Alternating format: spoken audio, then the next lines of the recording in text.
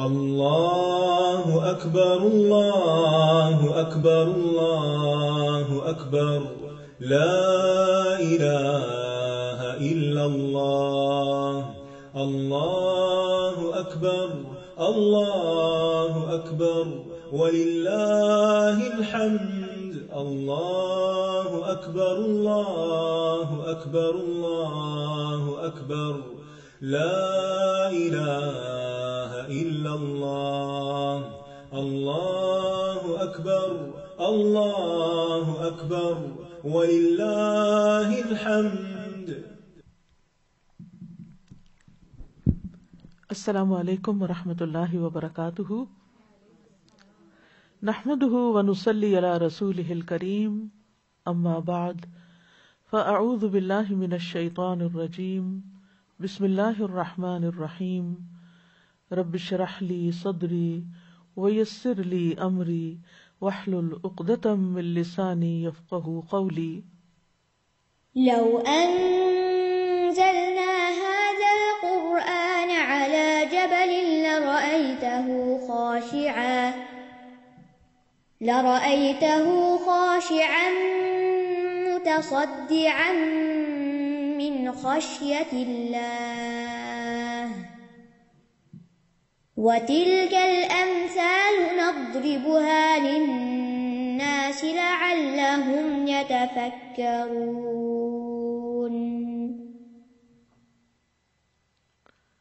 امثال القرآن پروگرام کے سلسلے میں آج ہم اللہ سبحانہ تعالیٰ کے نور کی مثال پڑھیں گے، جو سورۃ النور کی آیت نمبر 35 میں آیت نور کے نام سے مشہور ہے. ارشاد باری تعالیٰ ہے، اللہ نور السماوات والأرض مثل نوره كمشكاة فيها مصباح المصباح في زجاجة الزجاجة كأنها كوكب دري يوقد من شجرة مباركة زيتونة لا شرقية ولا غربية يكاد زيتها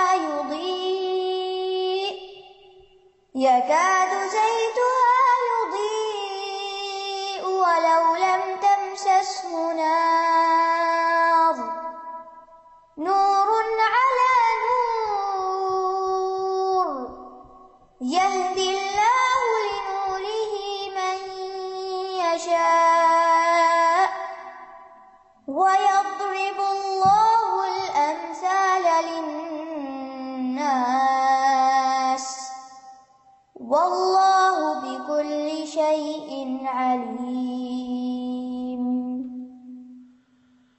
اللہ آسمانوں اور زمین کا نور ہے. اس کے نور کی مثال ایک طاق کی مانند ہے جس میں چراغ ہو. وہ چراغ شیشے کی قندیل میں ہو. وہ شیشہ گویا کہ ایک چمکتا ہوا تارا ہے جسے زیتون کے مبارک درخت کے تیل سے روشن کیا جاتا ہے، جو نہ مشرقی ہے اور نہ مغربی. قریب ہے کہ اس کا تیل خود بخود روشن ہو جائے، خواہ اسے کوئی آگ نہ چھوئے. یہ نور پر نور ہے. اللہ جسے چاہتا ہے اپنے نور کی طرف رہنمائی کرتا ہے، اور اللہ لوگوں کے لیے مثالیں بیان کرتا ہے، اور اللہ ہر چیز کو خوب جاننے والا ہے. اللہ سبحانہ تعالیٰ کے اس نور کی مثال سورۃ نور میں آئی ہے. اس سورت میں اللہ تعالیٰ نے بہت سے نورانی احکامات دیے ہیں، جن کے بعد اللہ تعالیٰ فرماتے ہیں، وَلَقَدْ أَنزَلْنَا إِلَيْكُمْ آيَاتٍ مُبَيِّنَاتٍ، بلا شبہ ہم نے تمہارے لیے یا تمہاری طرف واضح آیات نازل کی ہیں. مقصد کیا تھا کہ لوگ گمراہی سے، اندھیروں سے نکل کر نور ہدایت کی طرف آ جائیں. بلا شبہ اللہ تعالیٰ کی آیات، اللہ تعالیٰ کے احکامات روشن انوار ہیں. قرآن مجید بھی اللہ تعالیٰ کا نور ہے جو نازل کیا گیا ہے۔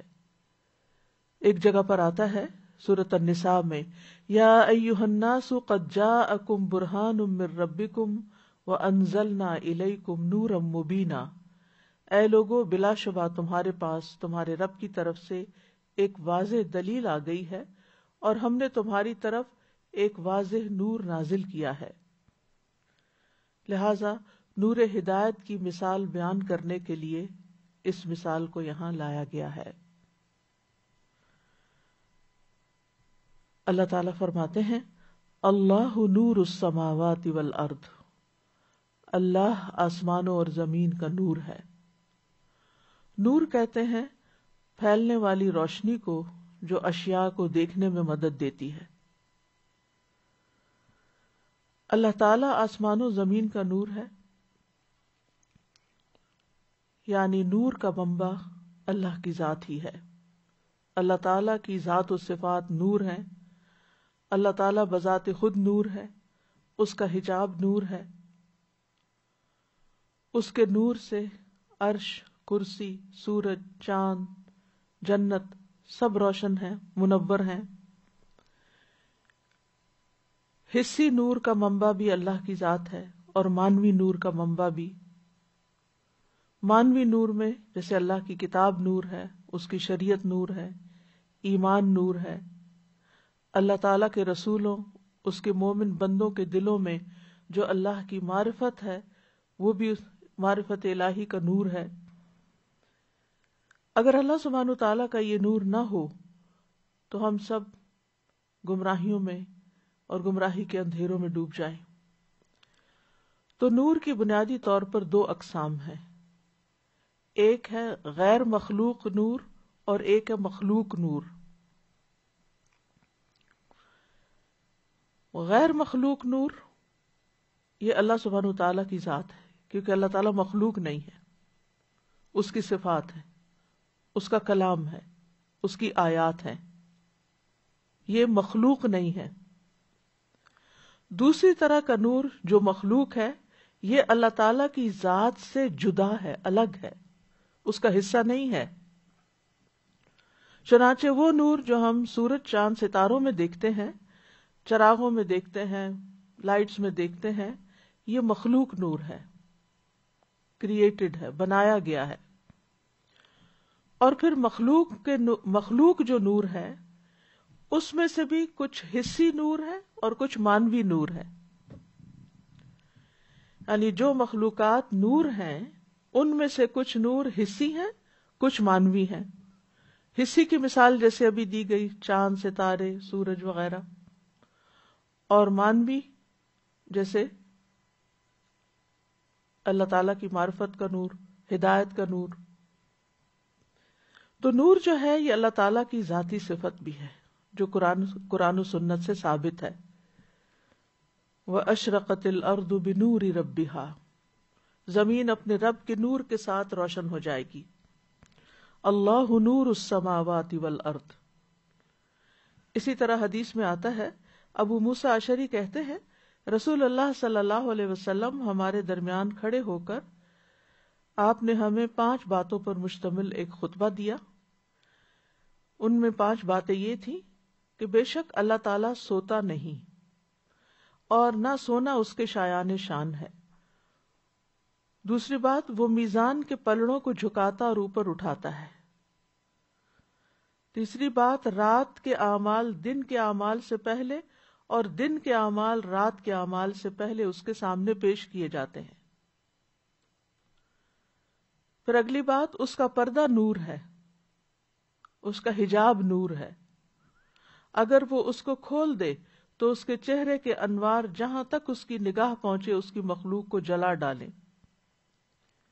یعنی اللہ تعالیٰ کے چہرے کی تجلیات تمام مخلوق کو جلا دیں، کیونکہ اللہ تعالیٰ کی بس اللہ سبحانہ تعالیٰ ہی آسمان و زمین کو ہدایت دینے والا ہے۔ اللہ نور السماوات والارض کے بارے میں ابن عباس کہتے ہیں کہ اس سے مراد یہ ہے کہ وہ آسمان اور زمین کے رہنے والوں کو ہدایت دینے والا ہے۔ وہ اللہ کے نور کی وجہ سے حق کی طرف ہدایت پاتے ہیں اور ہدایت کی وجہ سے گمراہی سے نجات پا جاتے ہیں۔ ضحاک کہتے ہیں وہ آسمانوں اور زمین کو منور کرنے والا ہے، یعنی اللہ نور السماوات، ایک تو نور کا معنی کیا ہے، یعنی کہ ہدایت دینے والا، اور یہاں منور کرنے والا۔ وہ کہتے ہیں کہ اللہ نے آسمانوں کو روشن کیا فرشتوں کے ساتھ، زمین کو روشن کیا انبیاء کے ساتھ۔ پھر ایک اور معنی اس کا مدبر بھی کیا گیا ہے۔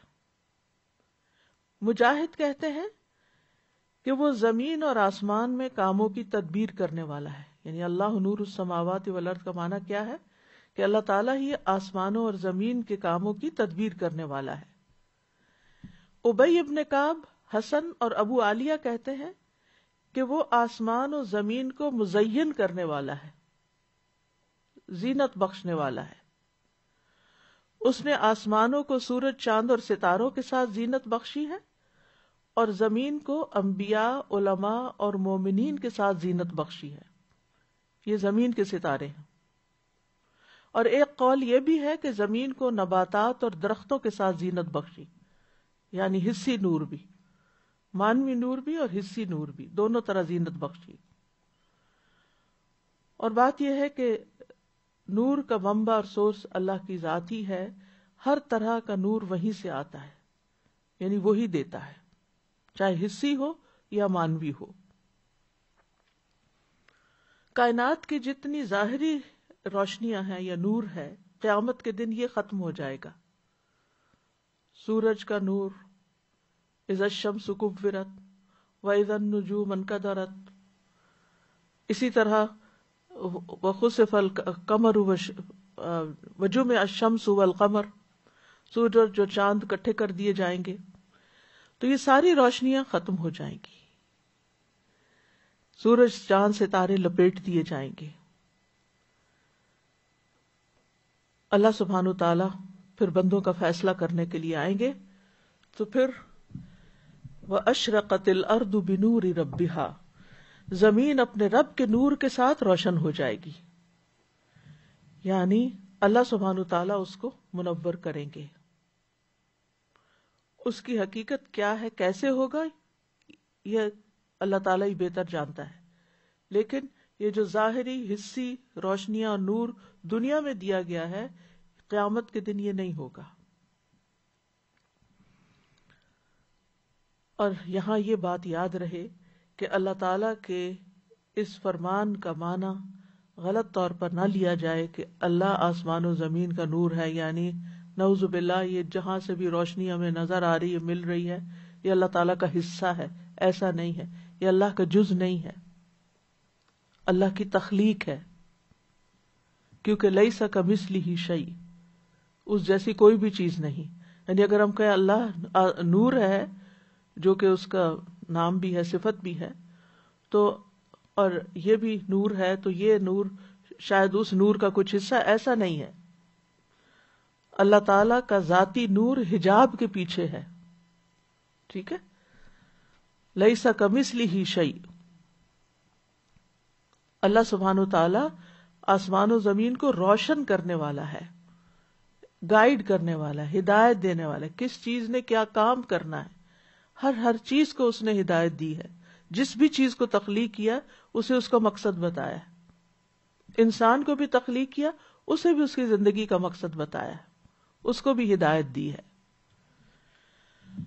تو مثل نورہ کمشکات، اس کے نور کی مثال مشکات کی طرح ہے، نیش کی طرح ہے۔ نور ہی میں جو ہی کی ضمیر ہے، اس کے بارے میں دو اقوال ہیں۔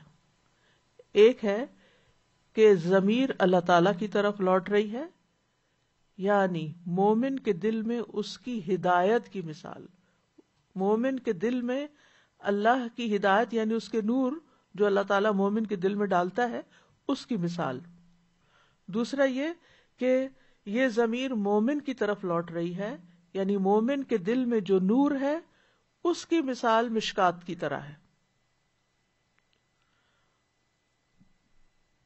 سعید ابن جبیر ابن عباس سے روایت کرتے ہیں کہ ابن مسعود یوں پڑھا کرتے تھے مثل نورہ فی قلب المؤمن، کہ مومن کے دل میں اللہ کے نور کی مثال، یعنی وہ نور جو اللہ نے مومن کے دل میں ڈالا ہے اس کی مثال، کمشکات، مشکات کی طرح ہے۔ مشکات پہلے زمانے میں دیوار کے اندر ایک رخنا یا ایک نیش یا ایک خالی جگہ ہوتی تھی، تاک جس کو بولتے ہیں، اس کے لیے استعمال ہوتا ہے۔ یہ کھڑکی نہیں ہوتی، کھڑکی وہ ہوتی ہے جس میں سوراخ ہوتے ہیں، دوسری طرف نظر آتا ہے، ہوا اندر آتی ہے، روشنی اندر آتی ہے، وہ عربی میں نافذہ کہلاتی ہے، یعنی اس میں نفوذ کر جاتی ہے ہوا، روشنی وغیرہ۔ لیکن طاق وہ ہوتا ہے جو یک طرفہ طور پر ایک کھڑکی کی طرح نظر آتا ہے دیوار کے اندر گہری جگہ، اور اس میں عموماً چراغ ہی رکھے جاتے تھے۔ تو یہاں مشکات سے مراد کیا چیز ہے؟ مشکات سے مراد مومن کا سینہ ہے، اور اگر ہم دیکھیں تو ہماری پسلیوں کے اندر جو ہمارے سینے کی جگہ ہے وہ بھی نیش کی طرح ہی ہے۔ تو مومن کا سینہ مشکات کی طرح ایمان کے نور کی حفاظت کرتا ہے، یعنی وہ نیش جو ہے اس کا مقصد کیا ہے کہ جو چراغ ہے وہ ہر طرح کی ہوا سے اور ہر قسم کی جو یعنی ڈسٹریکشن ہے اس سے بچ کے اس کے اس خاص جگہ کے اندر ہو تاکہ وہ پوری طرح اپنی روشنی دے سکے۔ اب بھی آپ دیکھیں کہ یہ کانسیپٹ موجود ہے کہ جیسے لائٹ بلبز لگائے جاتے ہیں یا ٹیوب لائٹس لگائی جاتی ہیں تو ان کے ساتھ ریفلیکٹرز ہوتے ہیں یا وہ خاص چیز کے اندر کیپ سا ہوتا ہے جو کیس جو ان کا ہوتا ہے اس کے اندر ہوتے ہیں۔ تو یہ ہمارا جو سینہ ہے یہ بھی ایک کیس کی طرح ہے، جیسے دیوار میں ایک کیس ہوتا ہے، نیش ہوتا ہے جس کے اندر چراغ رکھا جاتا ہے اور وہ حفاظت کے لیے ہوتا ہے، یہ روشنی کو محفوظ بھی کر لیتا ہے، اور چراغ کی روشنی وہاں ایک طرح سے جمع ہو جاتی ہے، اگر کسی اوپن جگہ پر رکھ دے تو وہ پھیل جائے گی اور وہ اتنی زیادہ روشن نہیں ہوگی۔ اس نیش کے اندر کیا ہے؟ فیہا مصباح، مصباح کہتے ہیں چراغ کو۔ مصباح کا لفظ جو ہے یہ صبح سے ہے، صبح، صباح سے، دن کے ابتدائی حصے کو صبح کہتے ہیں، اور وہ بھی کیا ہوتی ہے؟ روشن ہوتی ہے۔ چراغ کو مصباح کہتے ہیں کیونکہ وہ بھی روشن ہوتا ہے، اور صباح کا معنی ہوتا ہے بتی کی لو۔ پہلے زمانے میں الیکٹریسٹی نہیں ہوتی تھی تو جو چراغ ہوتا تھا وہ کسی مٹی کے برتن میں تیل ڈال کر اس کے اندر ایک بتی رکھی جاتی تھی جس کے ذریعے وہ تھوڑا تھوڑا تیل رس رس کر پھر جلتا تھا تو اس کی روشنی دیر تک باقی رہتی تھی۔ تو صباح اس بتی کو کہتے ہیں جو اس کے اندر ہے، لیکن مصباح اوور آل چراغ کے لیے استعمال ہوتا ہے۔ اسی طرح ستاروں کو بھی مصابیح کہا گیا ہے، وَلَقَدْ زَيَّنَّا السَّمَاءَ الدُّنْيَا بِمَصَابِيحَ، اور ہم نے قریب کے آسمان کو تاروں کے چراغوں سے زینت دی ہے، یعنی ستارے آسمان کے چراغ ہیں۔ تو مصباح سے مراد کیا ہے؟ مومن کے دل میں ایمان کا نور۔ المصباح فی زجاجہ، یہ جو چراغ ہے یہ شیشے کے اندر ہے، شیشے کے فانوس کے اندر ہے۔ زجاجہ جو ہے فانوس کے لیے استعمال ہوا ہے، یعنی المصباح فی زجاجہ، یا جسے قندیل بھی کہا جاتا ہے۔ تو مومن کے سینے میں ایمان کا چراغ ہے اور اس کو مزید حفاظت مل رہی ہے، جیسے ایک چراغ کو اس زجاجہ سے حفاظت ملتی ہے۔ اب یہ ہے کہ یہ جو زجاجہ ہے یا یہ جو فانوس ہے یہ جتنا زیادہ کرسٹل کلیئر ہوگا، روشن ہوگا، جتنا مضبوط ہوگا، جتنا بڑا ہوگا، اچھا ہوگا، اتنی ہی زیادہ روشنی بہترین طریقے سے ریفلیکٹ ہوگی۔ یعنی مومن کا جو دل ہے وہ سینے کے اندر ہوتا ہے، القلوب التی فی الصدور، اور وہ روشن ہوتا ہے. اس کے اندر مومن کے دل میں یہ تینوں صفات جمع ہو جاتی ہیں. اس کا دل یعنی دل اور اس کے آس پاس کا جو ماحول ہے وہ صاف اور شفاف ہوتا ہے. بعض اوقات اس کے اندر بھی کسی قسم کا غبار سا آ جاتا ہے. آپ دیکھیں کہ کسی بھی چاہے وہ پرانے زمانے کے لیمپس ہوں، اس میں تو خیر جو بتی جلتی تھی تو دھواں بھی نکلتا تھا، وہ دھواں شیشے کو گدلا کر دیتا تھا. اور اسی طرح اب بھی آپ دیکھیں کہ چاہے لائٹ بلب کہیں لگا ہوا ہو تو کچھ عرصے کے بعد اس کو صاف کرنا پڑتا ہے کیونکہ اس پہ ڈسٹ سی آ جاتی. تو اسی طرح مومن کا دل اگرچہ نور ایمان کے ساتھ روشن ہوتا ہے، پھر اس کو علم کا نور ملتا ہے، ہدایت کا نور ملتا ہے، اس کے اندر روشنی ہوتی ہے، لیکن کچھ چیزیں ایسی ہوتی ہیں جو مومن کے دل کے اوپر بھی ایک غبار سا ڈال دیتی ہیں. وہ دل بھی ملوث ہو جاتا ہے، جس کو روشن کرنے کی، صاف کرنے کی ضرورت رہتی ہے. اس کا گدلا پن، اس کا میل کچیل. اللہ تعالیٰ نے دلوں کو برتنوں کی مانند قرار دیا ہے، جیسے کہ بعض صالحین کا قول ہے، دل اللہ کی زمین میں اللہ کے برتن ہیں، پس اللہ کے تمام دلوں سے زیادہ محبوب وہ دل ہیں جو زیادہ نرم، زیادہ ٹھوس اور صاف ہوتے ہیں. یعنی وہ شیشہ جتنا، دل کا آئینہ جیسے کہتے ہیں نا، دل کا آئینہ جتنا صاف ہوگا، جتنا روشن ہوگا، جتنا فرم ہوگا، اتنا ہی زیادہ اچھا ہوگا. الزجاجۃ کأنہا کوکب دری، وہ زجاجہ یا فانوس اپنی صفائی اور خوبصورتی کی وجہ سے یوں لگتا ہے جیسے چمکتا ہوا ستارہ ہو یا موتی کی طرح. کوکب کہتے ہیں ستارے کو، کواکب اس کی جمع ہے، آسمان پر جو ستارے ہوتے ہیں. فلما جن علیہ اللیل رأى کوکبا انا زینا السماء الدنیا بزینۃ الکواکب. تو یہاں کوکب دری، دری در کی طرف منسوب ہے. در کہتے ہیں موتی کو، تو دری کا مطلب ہے موتی کی طرح چمکدار. کوکب خود بھی چمکدار ہے، اور پھر اس کو کوکب درین جب کہا گیا تو بہت زیادہ روشن، یعنی دہکتا ہوا قوی نور. تو اس میں آپ دیکھیے کہ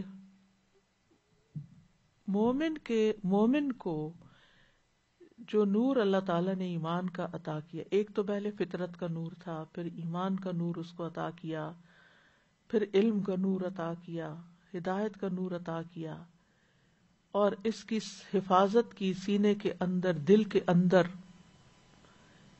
لیکن اس کے باوجود بھی انسان چونکہ اس دنیا میں رہتا ہے تو بہت کچھ دیکھتا ہے، بہت کچھ سنتا ہے. اس کے جو باقی اعضاء ہیں وہ بھی جو کچھ کرتے ہیں، ان سب کے اثرات، یہ چونکہ سب دل کے ساتھ کنیکٹڈ ہیں، ان کے اثرات جو ہیں وہ دل کے اوپر جا کے پڑتے ہیں. تو دل پر جو میل کچیل آ جاتی ہے، غفلت آ جاتی ہے، غبار آ جاتا ہے، داغ لگ جاتے ہیں، ان کو صاف کرنے کی ضرورت رہتی ہے. رسول اللہ صلی اللہ علیہ وسلم نے فرمایا تھا، میرے دل پر بھی پردہ سا آ جاتا ہے، اسی وجہ سے میں ایک دن میں 100 مرتبہ اللہ سے استغفار کرتا ہوں. یہ رسول اللہ صلی اللہ علیہ وسلم اپنے دل کا حال بتا رہے ہیں. اور دوسری طرف ہمارے دلوں کا حال کیا ہوگا، کتنے متاثر ہوتے ہیں. اگر آپ نے بچپن میں دیکھا ہو کہ جب بیک ہوم گھروں کے اندر بجلی ہوتی تھی، بعض اوقات آتی جاتی تھی، تو الٹرنیٹ روشنی کے لیے چراغ رکھے ہوتے تھے.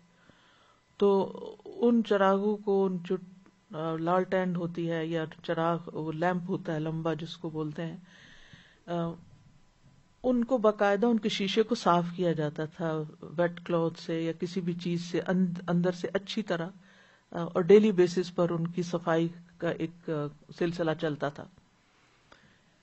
تو بالکل اسی طرح مومن کے دل کو بھی مسلسل صفائی کی ضرورت رہتی. کچھ میل کچیل تو استغفار سے دھل جاتی ہے، کچھ داغ ذرا زیادہ پکے ہوتے ہیں. تو آپ دیکھیے جب کپڑے کے اوپر کوئی داغ لگتا ہے تو اس کو آپ گرم پانی سے دھوتے ہیں، صابن سے دھوتے ہیں. بعض داغ صابن سے بھی نہیں دھلتے تو آپ ان کو کلورین لگاتے ہیں یا کوئی اور ڈٹرجنٹ ایسا لگاتے ہیں ہارڈ قسم کا جس سے وہ صاف ہوتے ہیں. یعنی اور پھر مختلف طرح کے جو داغ ہوتے ہیں ان کو دھونے کے لیے مختلف چیزیں استعمال ہوتی ہیں جن کے بارے میں آپ نے وہ کبھی پڑھا سنا بھی ہوگا کہ کسی کے اوپر نمک اور لیمو ڈالا جاتا ہے اور دھوپ میں رکھا جاتا ہے اور کسی کو کسی چیز سے صاف کیا جاتا ہے. تو ہمارے دل کے اوپر بھی جو غفلت کے پردے ہوتے ہیں، کسی کو صحبت صالح روشن کرتی ہے، صاف کرتی ہے، کسی کو قرآن کی تلاوت صاف کرتی ہے، کسی کو کوئی اور چیز.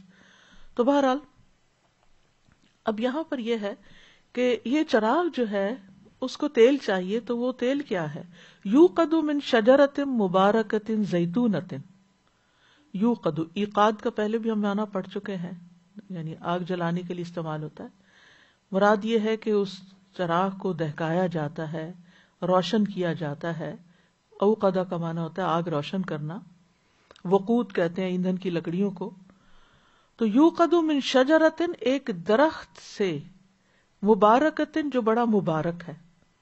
اور مبارک کا معنی جس کے اندر بہت ساری بلائیں، یعنی اس درخت کا کوئی حصہ ایسا نہیں کہ جس سے کوئی نہ کوئی فائدہ نہ اٹھایا جائے، چاہے اس کے پتے ہوں، چاہے اس کی شاخیں ہوں، چاہے اس کی جڑیں ہوں، چاہے اس کا پھل ہو، چاہے اس کے اندر سے نکلا ہوا تیل ہو.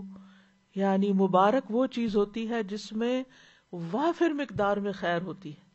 تو اس درخت سے وہ تیل لیا جاتا ہے جس میں خیر ہی خیر ہے.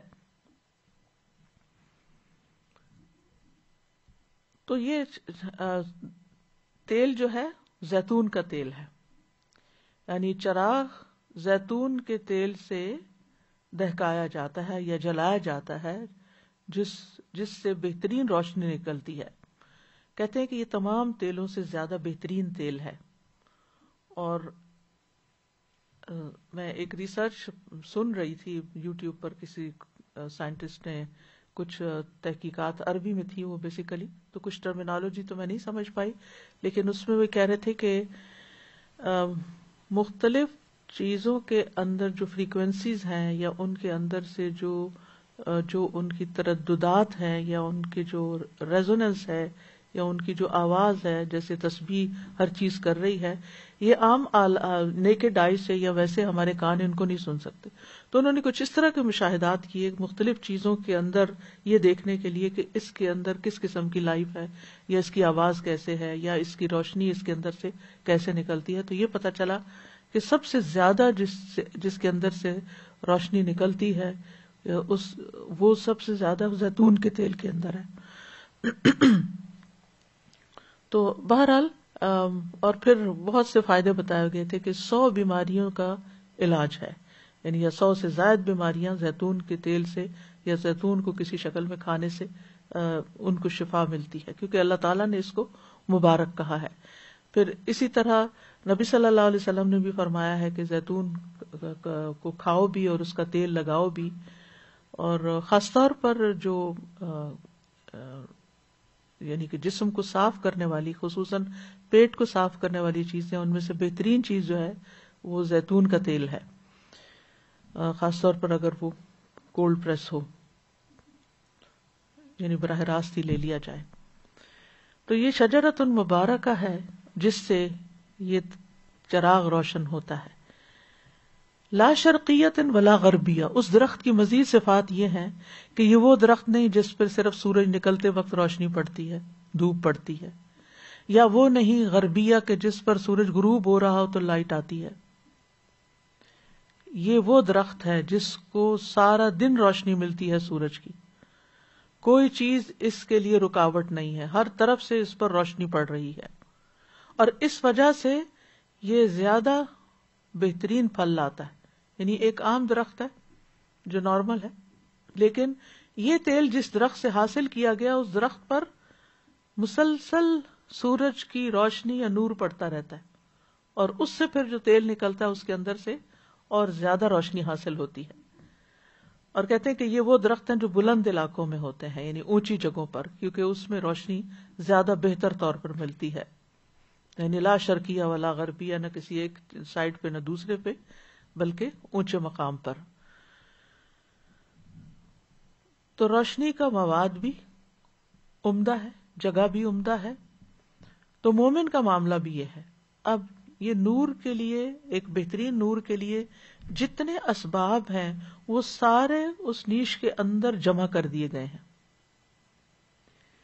یعنی اس کو محفوظ بھی رکھا گیا ہے، اس کو غذا بھی بہترین مل رہی ہے، اس کا ماحول بھی بہت اچھا ہے جو اس کے آس پاس شیشہ ہے، اور اس کے اندر جو بتی ہے وہ بھی، یعنی جتنی بھی روشنی کے اسباب ہو سکتے ہیں بہترین روشنی حاصل کرنے کے، ایک لیمپ سے، ایک چراغ سے، وہ سارے یہاں پر جمع ہیں.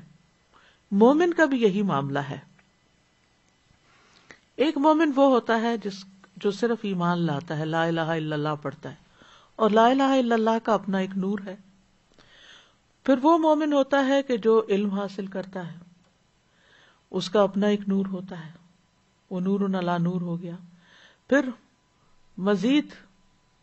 مزید کیا ہوتا ہے کہ انسان صحبت صالح اس کو مل جاتی ہے، جس سے وہ اپنے نور کے علاوہ باہر سے، اپنے ماحول سے پھر مزید روشنی لیتا ہے. پھر اس کو معرفت الہی حاصل ہوتی ہے، پھر اس کا اللہ تعالیٰ کے ساتھ ایک تعلق ہوتا ہے، اس کا کتاب الہی کے ساتھ مسلسل تعلق ہوتا ہے. تو پھر نور پر نور جمع ہو جاتا ہے. یکاد زیتھا یضیء ولو لم تمسسہ نار، قریب ہے کہ اس کا تیل جو ہے وہ خود ہی بھڑک اٹھے اگرچہ اس کو آگ نہ بھی چھوئے. یعنی زیتون کے تیل کے اندر اپنی ہی ایک روشنی ہے، اگر اس کو نہ بھی آگ کے ساتھ ٹچ کیا جائے، یا اس کے اندر وہ چراغ کی بتی نہ بھی ڈالی جائے اور اس پہ آگ نہ بھی لگائی جائے، تو بذات خود اس تیل کے اندر بھی روشنی موجود ہے. اور اس وقت اس کا کیا حال ہوگا جب اس کو آگ سے روشن کر دیا جائے. یعنی ایمان تو پہلے ہی ہے، جیسے روغن زیتون ہے، لیکن علم اور ہدایت کا نور آگ کی طرح ہے جو اس اندر کے ایمان کے ساتھ ملتا ہے تو وہ روشنی ہر طرف پھیل جاتی ہے. نور علی نور، یعنی ہدایت کا نور، ایمان کا نور، قرآن کا نور، روشنی پر روشنی. پھر یوں بھی کہا گیا کہ فطرت کا نور جو اللہ تعالیٰ نے ہر ایک کے اندر اپنی پہچان کے لیے جب عہد الست لیا تھا اس وقت وہ ڈال دیا تھا وہ نور. پھر جب دنیا میں آئے اور انبیاء کی تعلیم ملی، ان کی دعوت نصیب ہوئی، تو نور ایمان حاصل ہو گیا. پھر ان کی تعلیمات سے فائدہ اٹھایا، اور پھر جنہوں نے زیادہ محنت کی، غور و فکر کیا، معرفت حاصل کی، اسی اعتبار سے ان کا نور بڑھتا چلا گیا. اور جتنا جس کے پاس یہ وسائل زیادہ ہوں گے اس کا نور اتنا ہی زیادہ ہوگا.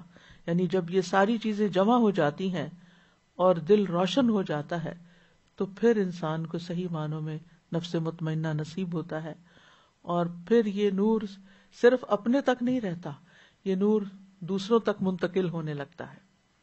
یعنی انسان چاہے تعلیم کے ذریعے کرے، چاہے حکمت والی باتوں کے ذریعے کرے، چاہے وہ اس صحبت کے ساتھ دوسروں کو فائدہ پہنچائے کہ جس میں انسان جب ایک مومن دوسرے مومن سے ملتا ہے تو وہ جو محبت ہوتی ہے ان کے درمیان اور جو آپس کی دل کی صفائی ہوتی ہے تو وہ ایک نور اس کا اور ایک نور اس کا، یعنی دو ملنے والوں کا، وہ مل کے جو پھر خیر کے کام ان سے پھوٹتے ہیں تو پھر اس سے دنیا روشن ہوتی ہے، ان سے پورا ماحول روشن ہو جاتا ہے. تو ایمان کے نور کی وجہ سے انسان پر حکمت کے دروازے بھی کھلنے لگتے ہیں. بعض سلف صالحین نے اس آیت کے بارے میں کہا کہ اس سے مراد وہ مومن ہے جو حکمت پر مبنی بات کرتا ہے، اگرچہ اس نے اس کے بارے میں کوئی حدیث نہ بھی سنی ہو، پھر بھی اس کے اندر کی جو خیر ہے وہ ایک نور کی شکل میں دوسروں کو روشنی دیتی. بعض اوقات کہتے ہیں نا کہ میرے دل میں کچھ سوال تھے، میرے دل میں کچھ کنفیوژن تھی، اور میں نے فلاں کی یہ بس ایک ہی بات سنی تو میری ساری جو کنفیوژنز تھی وہ دور ہو گئی. تو یہ کیا تھا؟ یہ وہ نور پڑا اس کا کہ جس کی وجہ سے وہ اندھیرے جو اندر کنفیوژن کے تھے وہ دور ہو گئے. وہ کہتے ہیں جب وہ اس کے بارے میں کوئی حدیث یا آیت سن لیتا ہے تو یہ نور پر نور ہو جاتا ہے. یعنی مومن کا کہ اندر جو حکمت کی باتیں ہوتی ہیں وہ تو اپنی جگہ، لیکن اس کی اپنی فہم و فراست، اس کی سمجھ بوجھ، اس کی جو عقل ہے، یہ سارے ایک طرح سے نور ہے نا. تو اس میں جب علم ہدایت وحیین یعنی قرآن و سنت کی وحی جو ہے اس کا نور شامل ہوتا ہے تو یہ نور علی نور ہو جاتا ہے. یعنی دل میں موجود ایمان کا نور قرآن کے نور کے مطابق ہو گیا. اسی طرح ابی کہتے ہیں کہ مومن 5 طرح کے نور میں چلتا ہے. اس کا قول نور ہے، اس کا عمل نور ہے، اس کا گھر میں داخل ہونا نور ہے، اس کا گھر سے نکلنا نور ہے، اور قیامت کے دن اس کا لوٹنا نور کی طرف ہوگا. اور ویسے بھی آپ دیکھیں کہ جو چیز دل کے اندر ہوتی ہے وہ انسان کے سارے اعضاء پر اثر کرتی ہے نا. اگر دل روشن ہوگا تو ہر عضو روشن ہوگا، اسی کے مطابق پھر انسان اچھے عمل بھی کرے گا، ہاتھوں سے بھی اچھے کام کرے گا، زبان سے بھی اچھی بات بولے گا، پاؤں سے وہ اچھے کاموں کے لیے چلے گا، اپنی طاقت اچھے کاموں میں استعمال کرے گا، اور پھر اسی نور کے اندر وہ دنیا میں رہتا ہے حتیٰ کہ اس کی موت آ جاتی ہے. اور جب اس کی موت آتی ہے تو اس کی قبر بھی نور ہی نور ہوتی ہے، اس میں بھی اندھیرا نہیں ہوتا، وہ بھی روشن ہوتی ہے. اور پھر جب وہ قیامت کے دن اٹھتا ہے تو اس کا نور اس کے ساتھ ہوتا ہے، اور پھر ہر جگہ پر اس کا نور اس کے ساتھ رہتا ہے. اور جنت تک پہنچتے ہوئے یہاں تک کہ یعنی پلسرات بھی اندھیری جگہ ہے نا، تو وہاں سے بھی اس کی روشنی اپنی ساتھ ہوتی ہے حتیٰ کہ وہ جنت میں داخل ہو جاتا ہے جو کہ نور کی جگہ ہے جہاں اس کے نور کی تکمیل ہو جاتی ہے. یہد اللہ لنورہ من یشاء، اللہ اپنے نور کی طرف اسی کی رہنمائی کرتا ہے جس کو وہ چاہتا ہے. کیا یعنی جس کے بارے میں وہ جانتا ہے کہ اس شخص کے اندر خیر ہے، یہ طیب و طاہر ہے، اس کا نور مزید بڑھے گا، تو اس کو اپنے نور کی طرف رہنمائی کر دیتا ہے، یعنی اپنی معرفت دے دیتا ہے، اپنے دین کا علم دے دیتا ہے. وَيَضْرِبُ اللَّهُ الْأَمْثَالَ لِلنَّاسِ، اور اللہ لوگوں کے لیے مثالیں بیان کرتا ہے تاکہ وہ اس سے عقل فہم حاصل کریں. اور یہ اللہ تعالیٰ کا بندوں پر بہت بڑا احسان ہے کیونکہ ان مثالوں کے ذریعے بات واضح ہو جاتی ہے، حق باطل سے واضح ہو جاتا ہے، اور جو چیزیں ایک صرف کانسیپٹ ہوتی ہیں وہ ایک فزیکل فارم میں ہمارے سامنے آ کر ہمیں زیادہ بہتر طور پر بات سمجھا دیتی ہیں. تو یہ جو پورے نیش اور پھر اس میں چراغ، اور چراغ جو ہے وہ شیشے کے اندر، فانوس کے اندر، اور پھر جو اس کی غذا ہے یا اس کی جو جس سے وہ جلایا جا رہا ہے وہ بھی روشن، یعنی ویسے بھی روشن، چراغ خود بھی روشن ہوتا ہے لیکن اس روشنی میں زیتون کا تیل اور اضافہ کر رہا ہے، اور شیشہ جو ہے وہ بھی اس روشنی کو مزید تقویت دے رہا ہے، اور سارا فوکس وہاں پر اس فانوس کی وجہ سے وہ نور فوکسڈ ہو گیا، ایک جگہ جمع ہو گیا ہے جس سے پھر لائٹ ہر طرف جا رہی ہے اس کی. اس مثال کے بارے میں ابو عالیہ ابن ابی ابن کعب سے روایت کرتے ہوئے کہتے ہیں یہ مومن کی مثال ہے، بس مشکات مومن کی اپنی ذات ہے. اب یہ جو چیزیں ہیں نا مختلف، ان کو مختلف علماء نے مختلف طرح انٹرپریٹ کیا ہے، ان کی کوئی ایک تعبیر نہیں کہ جس کو آپ فکس کر لیں.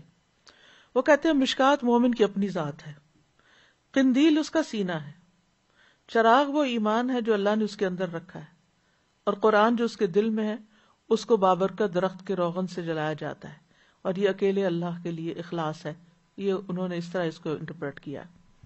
اس کی مثال اس درخت کی طرح ہے جس کو دیگر درختوں نے ڈھانپ رکھا ہو، بس یہ درخت سرسبز اور ملائم ہوتا ہے، اور سورج کے طلوع اور غروب ہونے کے وقت اس کو دھوپ نہیں لگتی. یہی حال مومن کا ہے کہ وہ اس بات سے محفوظ ہے کہ اس کو کوئی فتنہ پہنچے، یعنی اس کے اندر کا نور اتنا اسٹرانگ ہے کہ اگر کوئی فتنہ یا وسوسہ آتا ہے تو وہ اس کو بھسم کر دیتا ہے. بس مومن کی 4 صفات ہیں، اگر کچھ دیا جائے تو شکر کرتا ہے، آزمائش میں ڈالا جائے تو صبر کرتا ہے، فیصلہ کرے تو انصاف پر مبنی فیصلہ کرتا ہے، بات کرے تو سچی بات کرتا ہے. حذیفہ کہتے ہیں کہ دلوں کی 4 اقسام ہیں. غلاف میں لپٹا ہوا دل، بس یہ کافر کا دل ہے. ٹیڑھا دل، یہ منافق کا دل ہے. ملاوٹ کے بغیر دل، گویا اس میں چراغ چمک رہا ہے، یہ مومن کا دل ہے. اور ایک دل وہ بھی ہوتا ہے جس میں کچھ ایمان ہوتا ہے، کچھ نفاق ہوتا ہے. بس ایمان کی مثال یوں ہے جیسے کوئی درخت ہو جس کو پاکیزہ پانی مدد دیتا ہو، اور نفاق کی مثال ایسے ہے جیسے پھوڑا پھنسی ہو جس کو پیپ اور خون مدد دیتا ہو. بس ان دونوں میں سے جو بھی دل پر غالب آ جائے گا وہی حالت غالب ہوگی. تو بہرحال یہاں پر اللہ تعالیٰ نے جو نور ہمیں عطا کیا ہے اس کی مثال یہاں بیان ہوئی ہے. اور قرآن مجید میں نور کا لفظ بھی استعمال ہوا ہے اور ضیاء کا لفظ بھی استعمال ہوا ہے. ضیاء وہ روشنی ہوتی ہے جس میں ایک طرح کی تپش اور جلانے کی تاثیر ہوتی ہے، جیسے کہ سورج کی روشنی. اس کے برعکس چاند کی روشنی جو ہوتی ہے اس میں تپش اور جلانے والی تاثیر نہیں ہوتی. اسی لیے اللہ تعالیٰ قرآن مجید میں فرماتے ہیں هُوَ الَّذِي جَعَلَ الشَّمْسَ ضِيَاءً وَالْقَمَرَ نُورًا، وہی ہے جس نے سورج کو تیز روشنی اور چاند کو نور بنایا. تورات کو ضیاء کہا گیا کیونکہ اس میں ایسے احکامات تھے کہ جو لوگوں کے لیے یعنی لوگوں کے لیے مشکل بھی تھے کچھ، لیکن قرآن کو اس کے برعکس نور کہا گیا ہے. اللہ تعالیٰ فرماتے ہیں وَلَقَدْ آتَيْنَا مُوسَى وَهَارُونَ الْفُرْقَانَ وَضِيَاءً وَذِكْرًا لِلْمُتَّقِينَ، اور جو نبی صلی اللہ علیہ وسلم کو نور دیا گیا قَدْ جَاءَكُم مِّنَ اللَّهِ نُورٌ وَكِتَابٌ مُّبِينٌ. تو علماء ان دونوں میں فرق کرتے ہوئے بتاتے ہیں کہ موسیٰ علیہ السلام کی شریعت میں کچھ پابندیاں، طوق اور بوجھ تھے، تو اس لیے اللہ تعالیٰ نے ان کی شریعت کی صفت ضیاء سے بیان کی، کیونکہ ضیاء وہ روشنی ہوتی ہے جس میں جلانے کی تاثیر ہوتی. اور محمد صلی اللہ علیہ وسلم کی شریعت کی صفت نور کے ساتھ بیان کی، کیونکہ نور جلانے کی تاثیر کے بغیر ہوتا ہے. اسی طرح یہ ہے کہ نور دنیاوی نور بھی ہوتا ہے اور اخروی نور بھی ہوتا ہے. دنیاوی نور جو ہے وہ حسی اور مانوی نور ہوتا ہے. حسی جیسے سورج چاند ستاروں کا، اور مانوی جیسے قرآن کا، ایمان کا، علم کا، یہ نور. اور آخرت کا نور جو ہے وہ ایک تو رب کی تجلی ہوگی، اور دوسرا یہ ہے کہ مومن کا وہ نور جو اپنے ساتھ لے کے جائے گا. یوم تری المؤمنین والمؤمنات یسعی نورہم بین ایدیہم وبایمانہم، یہ مومنوں کا اپنا نور ہوگا، ہے نا. یسعی نورہم، ان کا اپنا نور جو ان کے آگے پیچھے ہوگا. بشراکم الیوم، آج تمہارے لیے خوشخبریاں ہیں. جنات تجری من تحتها الانہار، ایسے باغ جن کے نیچے نہریں بہتی ہیں. خالدین فیہا ذالک هو الفوز العظیم، جن میں وہ ہمیشہ رہیں گے، اور یہ اصل میں بہت بڑی کامیابی ہے. یوم یقول المنافقون والمنافقات للذین آمنوا انظرونا نقتبس من نورکم قیل ارجعوا وراءکم فالتمسوا نورا فضرب بینہم بسور لہ باب باطنہ فیہ الرحمہ وظاہرہ من قبلہ العذاب. جس دن منافق مرد اور منافق عورتیں ان لوگوں سے کہیں گے جو ایمان لائے، ہمارا انتظار کرو، ہم تمہاری روشنی سے کچھ روشنی حاصل کر لیں. کہا جائے گا اپنے پیچھے لوٹ جاؤ، کچھ روشنی تلاش کرو. پھر ان کے درمیان ایک دیوار بنا دی جائے گی جس میں ایک دروازہ ہوگا، اس کی اندرونی جانب اس میں رحمت ہوگی اور بیرونی جانب عذاب ہوگا. تو یہ نور آخرت میں ہوگا، پلسرات پر مومنوں کے آگے پیچھے دائیں بائیں ہوگا. لیکن منافقین کا نور جو ہے ابتدا میں ہوگا اور بعد میں چھن جائے گا، جیسے پہلے ایمان لائے اور بعد میں کفر کیا. اس دن مومنوں کی پکار کیا ہوگی؟ یقولون ربنا اتمم لنا نورنا واغفر لنا. قرآن مجید میں تقریباً 49 ٹائمز نور کا لفظ آیا ہے. جیسے قرآن کے لیے کئی آیات میں نور کا لفظ آیا ہے، رسول اللہ صلی اللہ علیہ وسلم کے لیے نور کا لفظ آیا ہے، اور یہ مانوی نور ہے. اس کا یہ مطلب نہیں کہ آپ نور سے بنے ہیں اور آپ کا سایہ نہیں تھا، اور یہ سب باتیں جو مشہور کر دی گئی ان کی کوئی حقیقت نہیں. آپ سراجم منیرہ تھے جس نے ساری دنیا کو ہدایت اور حق کے ساتھ چمکا دیا، اندھیروں کو دور کیا، شرک کے، جہالت کے، گمراہی کے. پھر اسی طرح دین کو بھی نور کہا گیا. سورۃ الانعام میں آتا ہے اومن کان میتا فاحییناہ وجعلنا لہ نورا یمشی بہ فی الناس، کیا وہ شخص جو مردہ تھا یعنی حالت ایمان میں نہیں تھا، پھر ہم نے اسے زندہ کیا یعنی ایمان دیا، اور اس کے لیے ایسی روشنی بنا دی یعنی ایسا دین دیا جس کی مدد سے وہ لوگوں میں چلتا پھرتا یعنی اپنی زندگی بسر کر رہا ہے. اسی طرح ایمان، ہدایت، علم، ان سب کو بھی نور کہا گیا ہے. اللہ ولی الذین آمنوا یخرجہم من الظلمات الی النور، اللہ ان لوگوں کا دوست ہے جو ایمان لائے، انہیں اندھیروں سے نکال کر روشنی کی طرف لاتا ہے. یعنی ایمان دیتا ہے، ہدایت دیتا ہے، علم دیتا ہے. تو اس مثال سے جو باتیں ہمیں پتہ چلتی ہیں وہ یہ ہیں، پہلی بات تو یہ کہ اللہ نور ہے، لیکن وہ غیر مخلوق ہے. یہ یاد رکھیے، جب ہم کہتے ہیں نا اللہ نور ہے، تو ذہن میں یہ نہیں آنا چاہیے جیسے یہ ہماری روشنی ہے. نو وے، نو کمپیریزن. نبی صلی اللہ علیہ وسلم جب رات کے وقت تہجد میں کھڑے ہوتے تو یہ دعا پڑھتے تھے، اللہم لک الحمد انت نور السماوات والارض ولک الحمد انت قیم السماوات والارض. یہ کارڈ بھی چھپا ہوا ہے. اللہ سبحانہ تعالیٰ ایسا نور ہے جس کو دیکھا نہیں جا سکتا، اور اس کو تشبیہ نہیں دی جائے گی دنیا کی روشنیوں سے. اسی لیے اللہ تعالیٰ نور کا ترجمہ اللہ تعالیٰ روشنی ہے نہیں کیا جا سکتا. یعنی کبھی یہ ٹرانسلیشن نہ کریں کہ اللہ نور السماوات والارض، کہ اللہ آسمان و زمین کی روشنی ہے. ایسا نہیں، ٹھیک ہے، کیونکہ وہ نور خفیہ ہے، ہم اس کو نہیں دیکھ سکتے. ایک مرتبہ عبداللہ بن شقیق کہتے ہیں، ایک مرتبہ میں نے ابو ذر سے عرض کیا کاش میں نے نبی صلی اللہ علیہ وسلم کو دیکھا ہوتا تو ان سے ایک سوال ہی پوچھ لیتا. انہوں نے فرمایا تم کیا پوچھتے؟ انہوں نے کہا میں یہ پوچھتا کہ کیا آپ نے اپنے رب عز و جل کو دیکھا ہے، اللہ تعالیٰ کو دیکھا ہے؟ ابو ذر کہتے ہیں یہ سوال تو میں ان سے پوچھ چکا ہوں، جس کے جواب میں انہوں نے فرمایا تھا وہ نور ہے، میں اسے کہاں دیکھ سکتا ہوں. وہ نور ہے، میں اسے کہاں دیکھ سکتا ہوں. اس کا حجاب بھی نور ہے. نور اللہ تعالیٰ کا نام بھی ہے النور.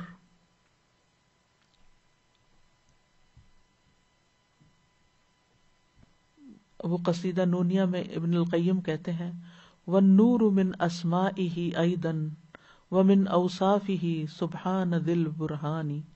نور اللہ کے ناموں میں سے ایک نام ہے اور یہ اس کے اوصاف میں سے بھی ہے جو پاک ذات برہان والا ہے. قیامت کے دن اللہ کے نور سے زمین چمکے گی. وَأَشْرَقَتِ الْأَرْضُ بِنُورِ رَبِّهَا وَوُضِعَ الْكِتَابُ وَجِيءَ بِالنَّبِيِّينَ وَالشُّهَدَاءِ وَقُضِيَ بَيْنَهُم بِالْحَقِّ وَهُمْ لَا يُظْلَمُونَ. پھر اس آیت سے یہ بات بھی پتہ چلتی ہے کہ مومن کے لیے اللہ نے نور رکھا ہے، یعنی مومن کو اللہ تعالیٰ نور دیتا ہے. مومن کو دنیا میں بھی نور ملتا ہے اور آخرت میں بھی نور ملے گا. دنیا کا نور تو ایمان ہے، اسلام ہے، ہدایت ہے، قرآن ہے، نبی ہے. اور آخرت میں نور اس کے اعمال کا ہوگا جس کی وجہ سے سارا راستہ اس کے لیے روشن ہوگا جنت تک کا. اس کے برعکس جو غیر مومن ہے وہ دنیا اور آخرت میں اندھیروں میں ہے،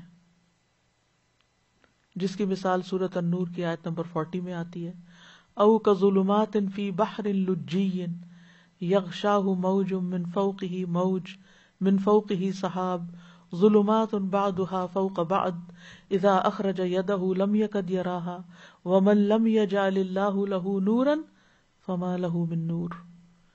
یا ان اندھیروں کی طرح جو نہایت گہرے سمندر میں ہو، جسے ایک موج ڈھانپ رہی ہو جس کے اوپر ایک اور موج ہو. مومن کے لیے نور علی نور تھا، یہاں موج پر موج ہے، جس کے اوپر ایک بادل ہو، کئی اندھیرے ہوں جن میں سے بعض کے اوپر ہوں. جب وہ اپنا ہاتھ نکالے تو قریب نہیں کہ اسے دیکھ سکے. اور وہ شخص جس کے لیے اللہ کوئی نور نہ بنائے تو اس کے لیے کوئی نور نہیں. تو اللہ نور السماوات والارض مثل نورہ یعنی فی قلب المؤمن، وہ اس نے نور جو ہمیں عطا کیا ایمان کا، وہ غیر مومن کے پاس نہیں ہے، اس کے پاس دل میں اندھیرا ہے. اسی طرح منافق جو ہے ان کا نور بھی بجھ جائے گا. مثلهم كمثل الذي استوقد نارا فلما اضاءت ما حوله ذهب الله بنورهم وتركهم في ظلمات لا يبصرون. ان کی مثال اس شخص کی مثال کی طرح ہے جس نے ایک آگ خوب بھڑکائی، تو جب اس نے اس کے ارد گرد کی چیزوں کو روشن کر دیا تو اللہ ان کے نور کو لے گیا.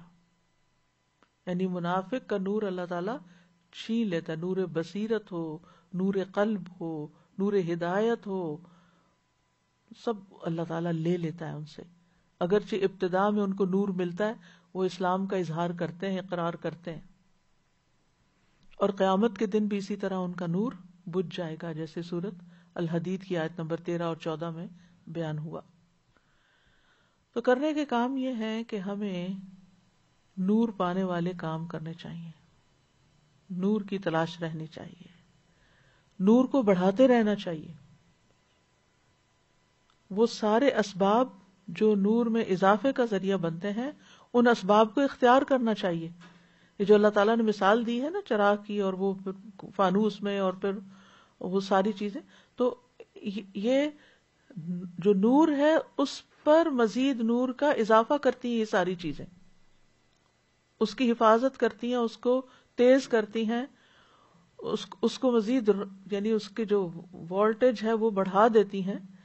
تو اسی طرح اگر ہم ایسے کام کریں گے کہ جن سے ہمیں ہمارا نور بڑھے گا، تو یہ ہماری مسلسل کوشش رہنی چاہیے. پھر یہ کہ دل کے آئینے کو صاف کرتے رہنا چاہیے، تاکہ وہاں پر کسی قسم کی کوئی غبار نہ ہو، کوئی میل کچیل نہ ہو. دلوں کو صاف رکھنا چاہیے، لوگوں کو معاف کر دینا چاہیے، دل کے داغ دھو دینے چاہیے، دلوں کو چمکاتے رہنا چاہیے قرآن کے نور سے، علم کے نور سے، اور یعنی ایسے اسباب اختیار کرنے چاہیے کہ جس سے ایمان میں اضافہ ہو، نور میں اضافہ ہو. یا ایھا الذین آمنوا اتقوا اللہ وآمنوا برسولہ یؤتکم کفلین من رحمتہ ویجعل لکم نورا تمشون بہ ویغفر لکم واللہ غفور رحیم. اے لوگو جو ایمان لائے ہو، اللہ سے ڈرو اور اس کے رسول پر ایمان لاؤ، وہ تمہیں اپنی رحمت سے دوہرا حصہ دے گا. یعنی ایمان تو لائے ہوئے ہو، پھر مزید کیا ایمان لاؤ، یعنی جو رسول کہتے ہیں اس بات پر عمل بھی کرو. ایک قول کا نور ہے، لا الہ الا اللہ کہہ دیا، اور ایک اس پر عمل کا نور ہے، تو یہ دوہری رحمت ہو گئی. وَيَجْعَلْ لَكُمْ نُورًا تَمْشُونَ بِهِ، پھر اللہ نور بصیرت دے دے گا، حکمت دے دے گا. پھر اللہ تعالیٰ زندگی کے مختلف مشکل مقامات پر صحیح فیصلوں کی توفیق عطا فرما دے گا. یؤتکم کفلین من رحمتہ ویجعل لکم نورا تمشون بہ، پھر کنفیوژنز ختم ہو جائیں گی، ابہام ایمبیگوٹیز ختم ہو جائیں گی، اور یہ روشن وحی کی پیروی کرنے سے ہی حاصل ہوگا. جیسے صحابہ کرام تھے، فالذین آمنوا بہ وعزروہ ونصروہ واتبعوا النور الذی انزل معہ اولئک ھم المفلحون.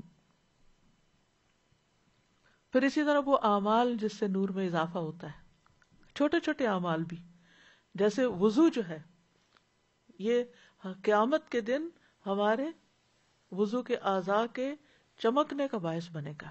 یعنی نبی صلی اللہ علیہ وسلم اس سے اپنی امت کو پہچانیں گے. کرنے کو تو ایک چھوٹا سا کام ہے، لیکن یہ نور بڑھانے کا سبب ہے. پھر اسی طرح 5 نمازوں کی پابندی سے نور ملتا ہے.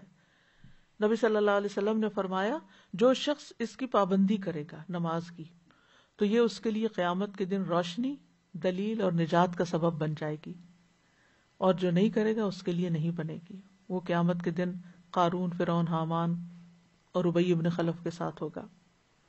پھر اسی طرح قرآن مجید کی تلاوت، اس کا فہم، اس کا تدبر، اس میں غور و فکر، اس کی تلاوت، یہ سب نور ہے، یہ نور میں اضافے کا سبب ہے. جتنی جتنی تلاوت زیادہ ہوگی، جتنا جتنا اس میں غور و فکر زیادہ ہوگا، اتنا اتنا نور بڑھتا چلا جائے گا. نبی صلی اللہ علیہ وسلم نے فرمایا تلاوت قرآن کو اپنے لیے لازم کر لو، کیونکہ یہ تمہارے لیے زمین پر نور کا سبب ہے اور آسمان میں تمہارے لیے ذخیرہ ہے. پھر مخصوص صورتوں کی تلاوت، جیسے سورۃ الکہف جو ہے، نبی صلی اللہ علیہ وسلم نے فرمایا جس نے سورۃ الکہف کی تلاوت کی جس طرح وہ نازل ہوئی، تو یہ پڑھنے والے کے لیے قیامت کے دن اس کی اقامت گاہ سے مکہ تک نور کا سبب بنے گی.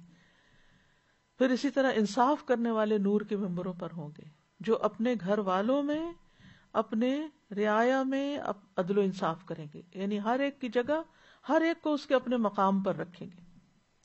پھر اسی طرح صبر کو ضیاء کہا گیا، وَالصَّبْرُ ضِیَاءٌ، صدقے کو نور کہا گیا. وَالصَّدَقَةُ نُورٌ. یہ سیدھا سیدھا کام میں اس لیے بتا رہی ہوں کہ یہ کرنے سے انسان کے نور میں اضافہ ہوتا ہے. پھر اللہ کے راستے میں بوڑھا ہونے سے نور ملتا ہے، یعنی اپنی زندگی فی سبیل اللہ گزارنا، اللہ کے راستے میں کام کرتے کرتے اگر بڑھاپا آ جائے تو یہ بھی قیامت کے دن اس کے لیے نور کا باعث ہوگا. پھر اسی طرح جب حج پہ جاتے ہیں تو آپ نے فرمایا جمرات کو کنکریاں مارو گے تو یہ عمل قیامت کے دن تمہارے لیے نور کا سبب ہوگا. حج میں جو بال منڈائے جاتے ہیں، فرمایا جو بال زمین پہ گرتا ہے، حج میں تمہارا سر منڈوانا تو ہر بال جو زمین پہ گرتا ہے اس کے بدلے تمہارے لیے قیامت کے دن نور ہوگا. یعنی مختلف اعمال جب انسان کرتا ہے تو وہ نور میں اضافے کا سبب بنتے ہیں. اللہ کے راستے میں تیر چلانے والے کے لیے نور ہے. رسول اللہ صلی اللہ علیہ وسلم نے فرمایا جس نے اللہ کے راستے میں ایک تیر پھینکا وہ قیامت کے دن اس کے لیے نور ہوگا. تو آج اگر تیر نہیں تو تیر کے نشان جیسے وہ کلک کرنے کی جگہ بنی ہوئی ہوتی ہے نا، ایرو بنا ہوا ہوتا ہے، تو کوئی خیر کی بات آپ کلک کرتے ہیں، کسی کو بھیجتے ہیں تو کیا ہوتا ہے، وہ بھی آپ کے لیے نور میں اضافے کا، جہاں جہاں تک وہ بات گئی آپ کو نہیں پتا کس کس تک پہنچی ہے، لیکن وہ اس کے دل میں جا کے چراغ جلا دے گی تو وہ اس کا ایک حصہ آپ کو بھی ملے گا کہ آپ کے نور میں اضافہ ہوگا. اور اس کے لیے بہت ضروری ہے کہ اپنے دل کو صاف رکھا جائے، کیونکہ دل مرکز ہے نور کا، یہاں سے پورے جسم کو نور امٹ ہوتا ہے. تو اگر دل میلا ہوگا اور دل بوجھل ہوگا اور دل کے اندر پریشانی اور دنیا کی محبت اور دنیا کے غم ہوں گے تو پھر یہ سب کام نہیں ہوگا. تو دل جو ہے وہ جسم کا سب سے قیمتی حصہ ہے اور اللہ تعالیٰ دلوں کی بنیاد پر بندوں کو چنتا ہے. اس لیے دل کا محاسبہ بڑا ضروری ہے کہ اس میں ہم نے کیا رکھا ہوا ہے، کیونکہ ہمارے دل میں جو ہوتا ہے یا ہمیں پتا ہوتا ہے ہمارے رب کو پتا ہوتا ہے، کسی اور کو نہیں پتا. ہم کیا سوچتے رہتے ہیں، ہمارے دل میں کیا خرابیاں ہیں، کیا خیانتیں ہیں، کیا بدگمانیاں ہیں، اس کو پتا ہے. تو اس کے اوپر نظر رکھنی ہے، مراقبہ کرتے رہنا ہے تاکہ اللہ سبحانہ وتعالی ہمیں اپنے لیے چن لے، اپنا خاص بنا لے، اپنے خاص بندوں میں شامل کر لے. پھر اللہ سبحانہ وتعالی دل کو دیکھتا ہے. اللہ تعالیٰ جسم کو نہیں دیکھتا، شکل کو نہیں دیکھتا. اللہ تعالیٰ نہ حدیث میں آتا ہے تمہارے دلوں کی طرف دیکھتا ہے. اور آپ صلی اللہ علیہ وسلم نے اپنی انگلیوں سے سینے کی طرف اشارہ کیا کہ اللہ سبحانہ وتعالیٰ. تو جو چیز اللہ تعالیٰ دیکھتا ہے اس کو کتنا صاف کرنے کی ضرورت ہے. اس لیے دل کو حسد سے، بغض سے، تکبر سے، حرام خواہشات سے، مذموم صفات سے بچانا چاہیے. دل کو فتنوں سے بھی بچانا چاہیے، یعنی ہر طرح کے فتنے. اور پھر یہ کہ اللہ تعالیٰ سے دعا کرنی چاہیے کہ اللہ سبحانہ وتعالی ہمیں نور عطا فرمائے. اللہم لک الحمد انت نور السماوات والارض ومن فیہن ولک الحمد انت قیم السماوات والارض ومن فیہن ولک الحمد انت الحق ووعدک الحق وقولک حق ولقاؤک حق والجنة حق والنار حق والساعة حق والنبیون حق ومحمد حق صلی اللہ علیہ وسلم. ربنا اتمم لنا نورنا واغفر لنا انک علی کل شیء قدیر.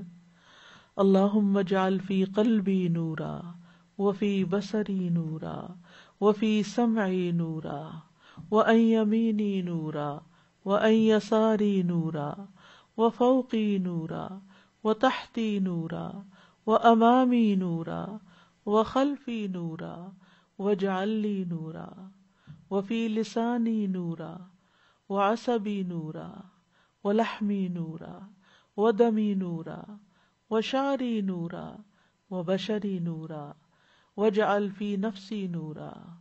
اللہم اعطنی نورا اللہم اعطنی نورا اللہم اعطنی نورا. اے اللہ تو ہمیں نور عطا فرما اور اندھیروں سے بچا. اللہم الف بین قلوبنا واصلح ذات بیننا واہدنا سبل السلام ونجنا من الظلمات الى النور وجنبنا الفواحش ما ظہر منها وما بطن وبارک لنا فی اسماعنا وابصارنا وقلوبنا وازواجنا وذریاتنا وتب علینا انک انت التواب الرحیم وجعلنا شاکرین لنعمتک مثنین بها قابلیہا واتمها علینا اللہم اغسل قلبی بماء الثلج والبرد ونق قلبی من الخطایا من الخطایا کما نقیت الثوب الابیض من الدنس وباعد بینی وبین خطایایا کما باعدت بین المشرق والمغرب ربنا تقبل منا ربنا اتمم لنا نورنا واغفر لنا انک علی کل شیء قدیر وآخر دعوانا ان الحمد للہ رب العالمین سبحانک اللہم وبحمدک اشہد ان لا الہ الا انت استغفرک واتوب الیک. لو أنزلنا هذا القرآن على جبل لرأيته خاشعا متصدعا من خشية الله وتلك الأمثال نضربها للناس لعلهم يتفكرون.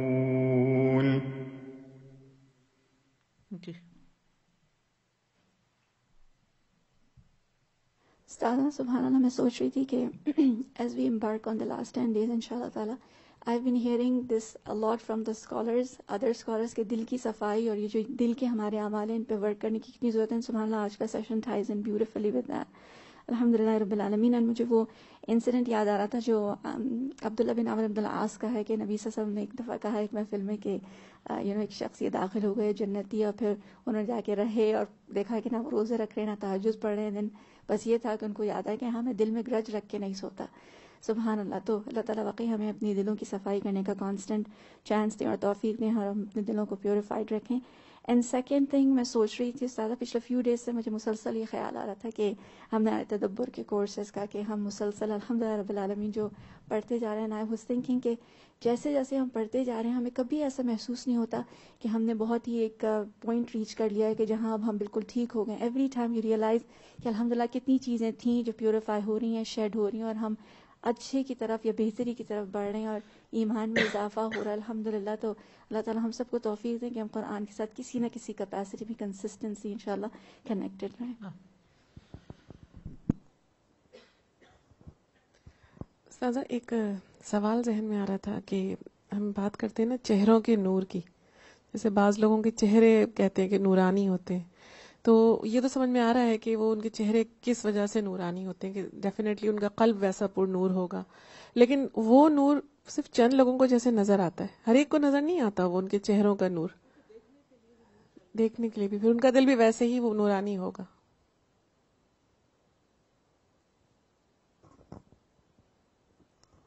میں تو ان کی جو تدبر کورسز سے دلوں کی صفائی کے متعلق ہے تو اس سے ہی کنیکٹ کر کے سب کو انوائٹ کروں گی فار آل آر کورسز. الحمدللہ تدبر القرآن اردو اور انگلش کورسز شروع ہو رہے ہیں. اس کے علاوہ بھی بہت ساری قرآن کی لرننگ اپرچونیٹیز ہیں، جیسے ہم نے یہاں دیکھا کہ قرآن کریم سے تعلق جو نور بڑھانے کا ذریعہ تو بہت ہی زیادہ ملٹیپل، یعنی تلاوت، تدبر، غور و فکر، خواہ کوئی اگر حفظ کرنا چاہ رہا ہے، یعنی یہ ساری اپرچونیٹیز ہمارے گرد موجود ہیں. صرف ہماری طرف سے انیشیٹ کرنے کی دیر ہے اور پھر استقامت کے ساتھ اس پر چلنے کی دیر ہے. اللہ سبحانہ تعالیٰ واقعی ہمیں توفیق عطا فرمائے. استاذہ جی مجھے اتفاق ہوا ہے ان کا زیتون کے درختوں کو کے فیلڈز دیکھنے کا گریس میں اور ایسی جگہوں پہ جو ماؤنٹنز پہ ہوتے ہیں، اور وہ اتنے خوبصورت ہوتے ہیں اور ان کو ہر طرف سے روشنی مل رہی ہوتی ہے، اور اللہ تعالیٰ نے ان کی ایسی پلانٹیشن کی ہے، اور جتنا زیتون مطلب گرین، بلیک، ان کے کلرز، ان کے مختلف رنگ، اور پھر ان کے ذائقے، سائزز مختلف، تو وہ اللہ تعالیٰ کی ایک بہت بڑی یہ قدرت ہے. اور جیسے کہ آج آپ نے بتایا، عرض کیا کہ 100 بیماریوں سے زیادہ کا علاج ہے، تو اس کا تو ہمیں ریگولرلی اس کا یوز ہمیں بہت زیادہ کرنا چاہیے. دوسری مجھے یاد آئی تھی بات کہ نور البیانی کا آپ نے ذکر کیا تھا، پہلے پڑھایا تھا ہمیں، تو یہ بھی جو دل میں بات آ جاتی، جیسے نبی حضرت عمر رضی اللہ تعالیٰ کو اکثر وہ باتیں آ جاتی تھیں اور بعد میں وہی آ جاتی تھی ان کے متعلق، تو پردے کی آیات جیسے آئیں اور یہ، تو یہ بھی اللہ تعالیٰ کی طرف سے نور ہوتا ہے جو راستہ اللہ تعالیٰ دکھا دیتا ہے اور وہ اس راستے پہ انسان چلنا شروع کر دیتا ہے. اللہ تعالیٰ ہمیں اس قابل کرے کہ ہم یہ نور اپنے سینوں میں بسا سکیں اور اس پہ عمل کریں. الحمدللہ.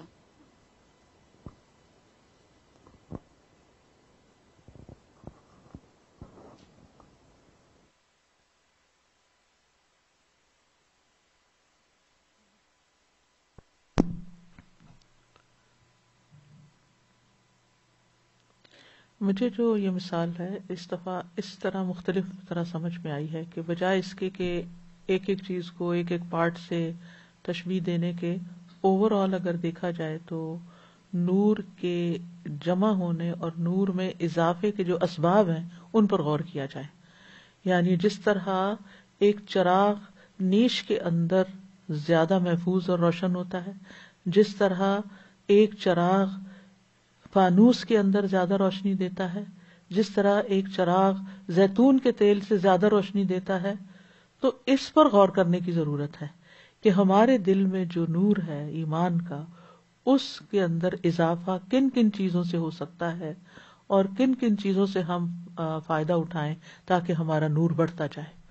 یعنی نور بڑھانے کے لیے ہمیں اس کی حفاظت بھی کرنی ہوگی اور اس پر نگاہ بھی رکھنی ہوگی، اور جو چیزیں اس کو نقصان دینے والی ہیں ان سے بچنا بھی ہوگا، اور اپنے نور میں یعنی کسی بھی وقت مطمئن نہ ہو کے بیٹھ جائیں بلکہ اس کو بڑھاتے چلے جائیں.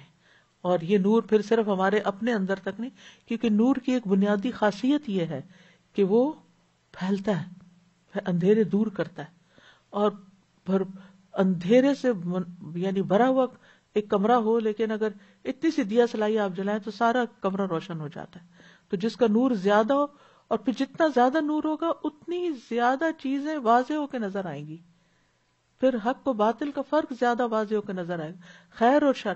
پھر ہر وقت آپ کو کسی سے فتویٰ لینے کی ضرورت نہیں ہوگی. آپ کے اندر ایک مفتی ہوگا جو بتائے گا کہ آپ صحیح جا رہے ہیں یا غلط جا رہے ہیں، آپ جو سوچ رہے ہیں یہ صحیح ہے بھی کہ نہیں صحیح. کیونکہ بعض چیزیں تو ہم کسی سے شیئر بھی نہیں کر سکتے. دل کے بعض مسائل ایسے ہوتے ہیں کہ جو ہمیں پریشان کرتے ہیں، کچھ خیال ذہن میں ایسے آ جاتے ہیں، کچھ وسوسے ایسے آ جاتے ہیں جو انسان کو بے چین کر دیتے ہیں. تو پھر ان کو کہاں سے دیکھیں؟ وہ جب نور زیادہ ہوگا تو پھر وہ خود ہی نظر آئے گا کہ یہ ٹھیک نہیں ہے، اور ایمان کی حرارت بڑھے گی تو وہ وسوسے سارے ختم ہو جائیں گے. یہ ایمان کی کمزوری ہوتی ہے کہ انسان کا دل دنیا کی چیزوں کے ساتھ معلق ہو جاتا ہے.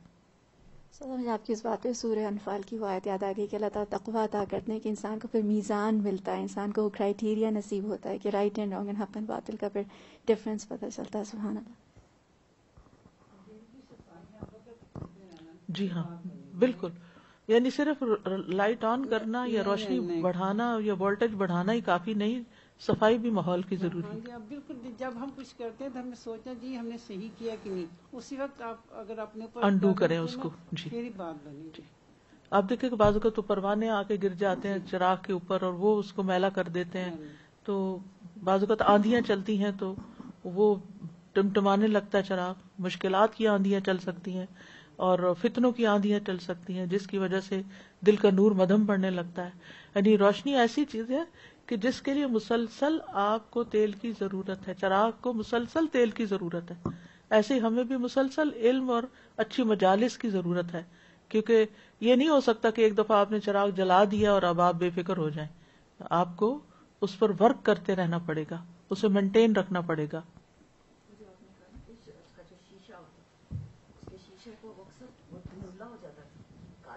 جب بتی جاتی تھی اور ہم لگاتے تھے اس کو جلاتے تھے تو اس کے اندر سے بلیک دھواں جو نکلتا ہے تیل کا وہ اس کو کالا کر دیتا ہے. وہ پھر بار بار صاف کرنا پڑتا ہے تاکہ روشنی زیادہ پھیلے.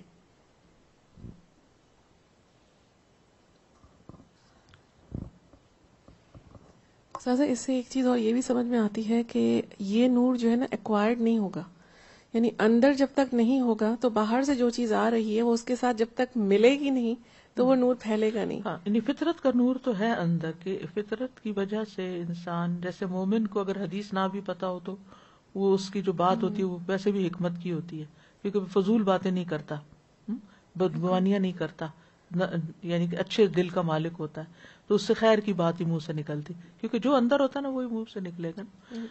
تو اس لیے یہ بہت ضروری ہے کہ انسان یعنی ایکوائرڈ بھی ہوتا ہے اور اندر بھی ہوتا ہے. فطرت کا نور پہلے سے ہی ہے موجود. ایمان قبول کرتا ہے اور پھر علم ایکوائر کرتا ہے انسان, اور جو اس کے نور میں مسلسل تیل کا کام کرتا ہے. اسی وجہ سے جیسے منافق ہیں ان کے پاس اگر بہت نالج بھی ہے, چاہے وہ دین کی نالج ہی کیوں نہ ہو, لیکن وہ اندر نور نہیں ہے تو وہ اثر بھی نہیں کرے گی. بالکل. دیکھیے چیزوں کو دیکھنے کے لیے نا دو روشنیاں چاہیے ہوتی ہیں, ایک باہر کی اور ایک اندر کی. باہر کی جتنی بھی روشنی ہو, سورج بھی نکلا ہوا لیکن ایک نابینا شخص کو اندھیرا ہی نظر آئے گا. کیوں؟ اندر روشنی نہیں. تو اسی طرح اگر ہمارے اندر روشنی نہیں ہے نا, خود ایمان نہیں ہے نا, تو کتنا بھی علم پڑھ لیں نا تو وہ اس میں سے کچھ عمل کی بات کچھ نہیں لیں گے. اوکے, سبحانک اللہم و بحمدک اشہد ان لا الہ الا انت استغفرک و اتوب الیک.